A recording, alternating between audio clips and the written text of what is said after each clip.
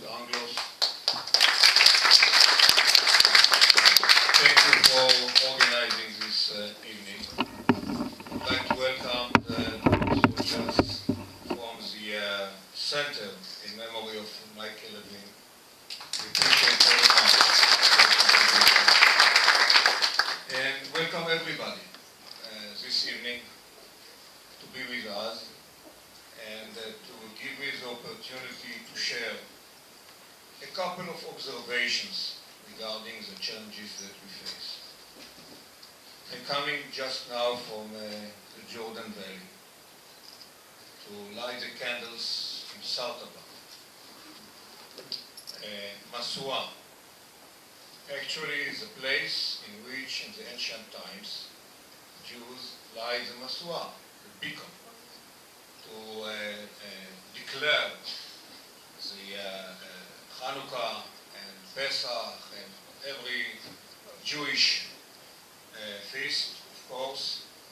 And from this place in Sartaba, looking east to the Hashemite kingdom, across the Jordan River, after driving not more than 35 kilometers from our capital to reach the Jordan River, it is clear and obvious what are our strategic challenges when we speak about territory, strategic gaps, territorial concessions, and so forth.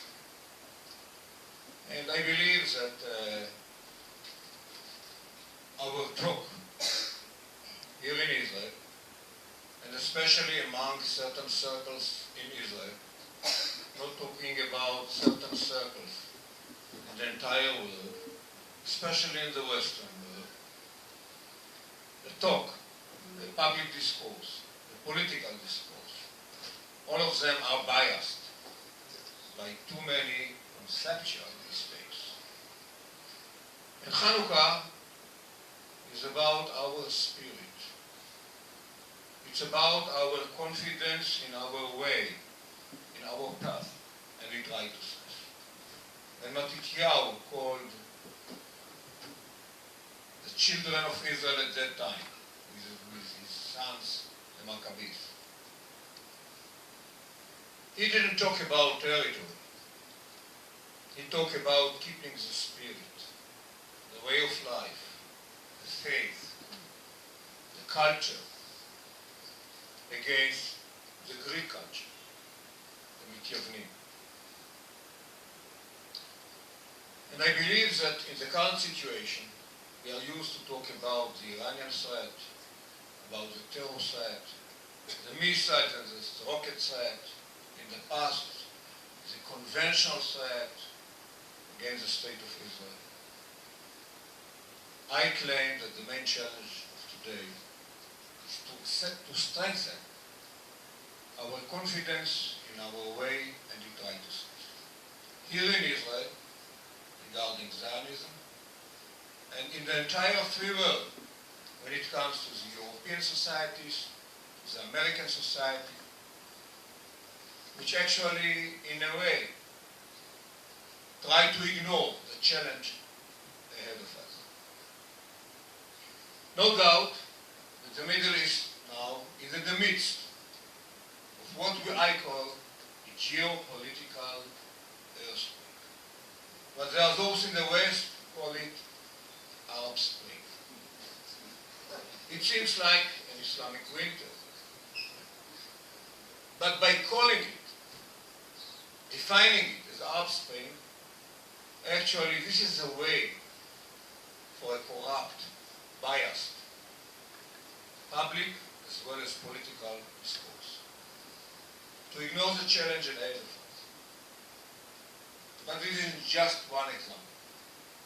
And no doubt that the Middle East is in a very dramatic historic event. But this is not about democratization. This is a naivete to believe that we are going to face, to see, to meet democratization around. And it's according to our interests as well as our values. to have more democracies around us. But to claim that we are going to see democratization like that in the Middle East, it's wishful thinking. And this is another failure of the Western international or public discourse, political discourse. And when we look at it, it's a very significant event. Actually, this is the collapse of the nation-state system, which was artificial, and it is artificial, for the societies around it. Libya, what is it, Libya? Many tribes. Syria, Alawites, Sunnis, Kurds.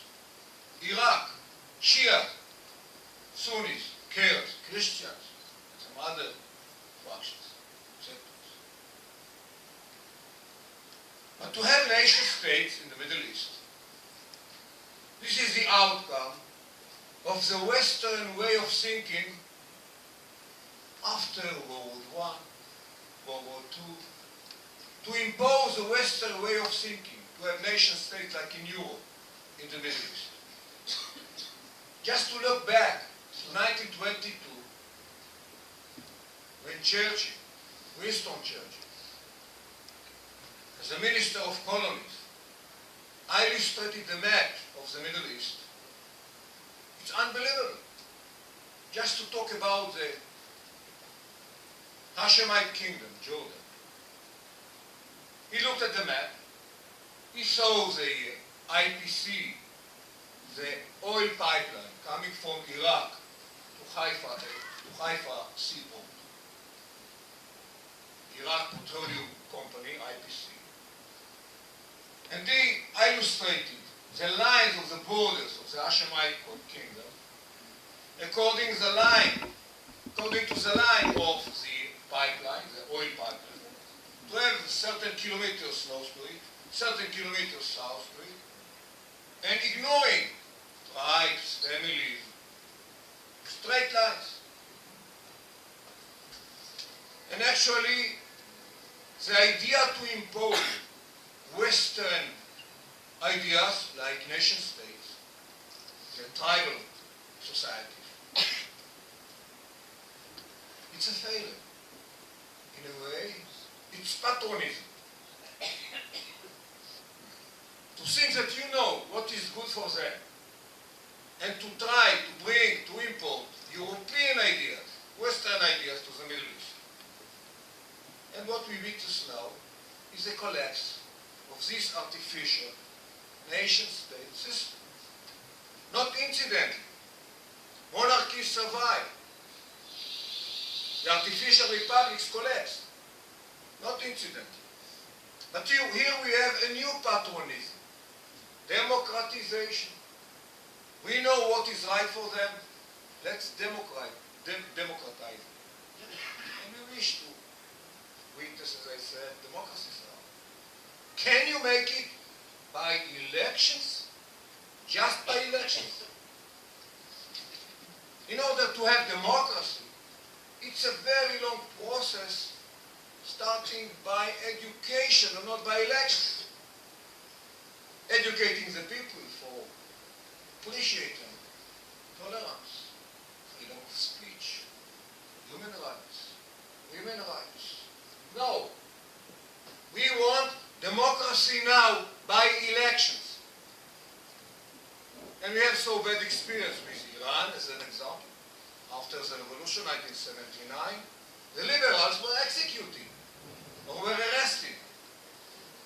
Instead of democracy, and what President Carter believed in, we got an Islamic republic, led by the Islamic law, the Sharia. But this is our very recent experience with the Palestinians in the Gaza Strip. Hamas won the elections to impose non-democratic regime, exploiting the democratic rules of the game, election, and then to impose an Islamic regime, Hamastan in the Gaza Strip. Tolerance, killing the opposition. throwing Fatah activists from the 18th floor.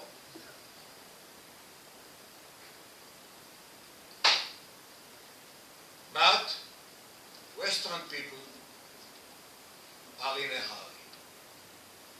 They want two things: solution and solution now. Solutionism and nowism. Two other complexes, failures to corrupt, to bias, not just the political discourse, the Western way of thinking. We want solution for everything. Do we have a solution for any problem? I don't believe it. Neither in medicine, even not in mathematics.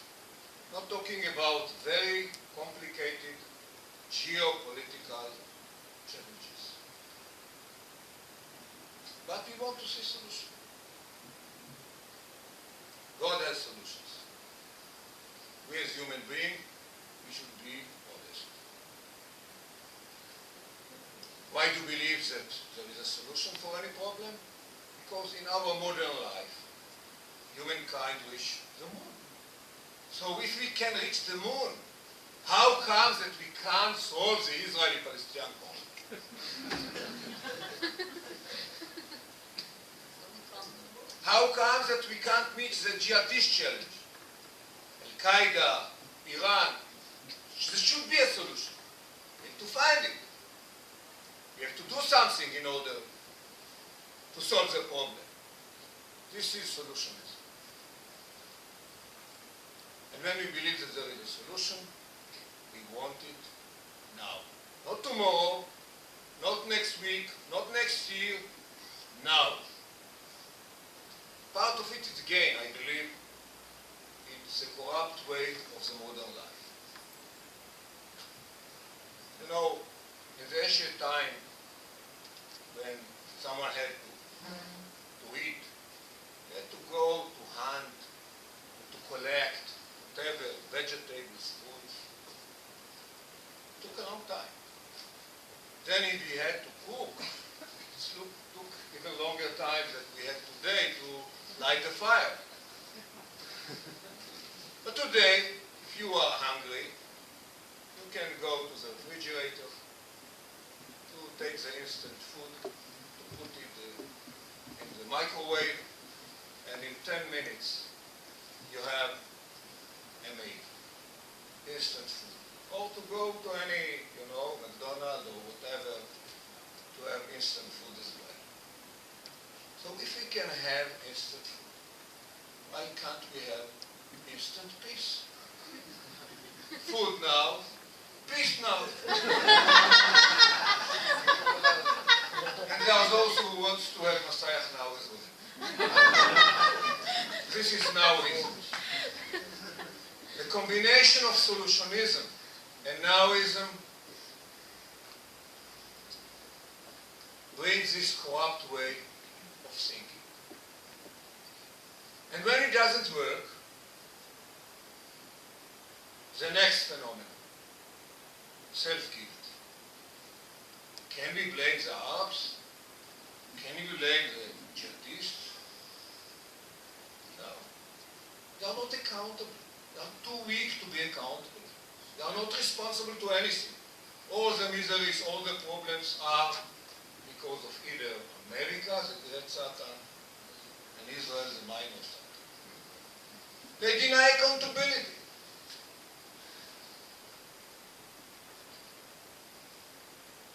When I educated my soldiers and officers in the IDF about accountability as value, I used the hand, this hand.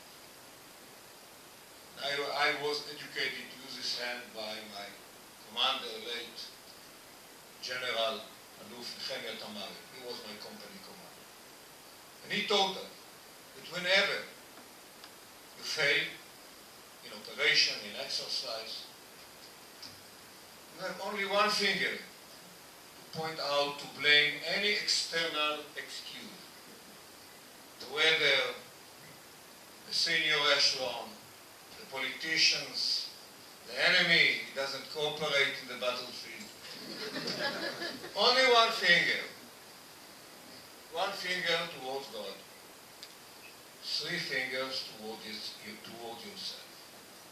First of all, you have to check. What did you make wrong? This is the way to be better.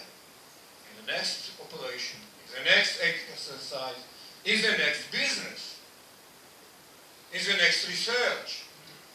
This is the meaning of accountability as value. How to be better. I claim that in the Middle East, accountability, this is the only issue in which we agree with the Arabs and they agree with us. They use all the fingers to blame us, and there are many of us who use all the fingers to blame ourselves. This is self-guilt. In a way, when you blame yourself for the failure of the peace process, the failure of politics, whatever, actually you feel that the situation is under control. It's not because of jihadists, it's because of jihadists. Whoa, what can I make with it? I can't have an instant solution to change the state of mind of jihadists. It might take a long time. But to blame myself, it is easier. It's not actually to blame myself.